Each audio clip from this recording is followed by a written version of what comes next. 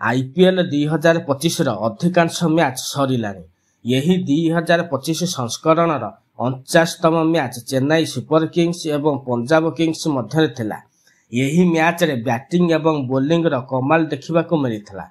दर्शक बंधु, आमे आपण मानकू आज बोलिंग रो कमाल विषय कहिबाकू जाउछु। ताहा पूर्वरु आपण माने आम चैनल को सब्सक्राइब करि दियंतु।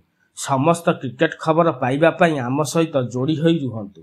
यही मैच रे चेन्नई प्रथम बैटिंग करबाकू आसीथला। चेन्नई 20 ओभर संपूर्ण खेली पारि नथला। चेन्नई 19 ओभर 2 बॉल रे समस्त विकेट हराई 190 रन करिथला। शाम कुरान सर्वाधिक 88 रन करिथिले। जुगवेंद्र चहल यही इनिंग्स रा 19तम ओभर बोलिंग करिया पई आसीथिले। चेन्नई दल पक्षरु धोनी एवं शिवम दुबे क्रीज रे थिले। चहल का प्रथम बॉल वाइड होइथला। एहार परवर्ती बॉल रे धोनी एक छक्का मारिथिले। द्वितीय बॉल रे धोनी कैच आउट होइथिले। तृतीय बॉल रे दीपक हुडा 2 रन नैथिले। एहा पर चतुर्थ बॉल रे दीपक हुडा कैच आउट होइथिले। पंचम बॉल रे अंशुल काम्बोज बोल्ड आउट होइथिले।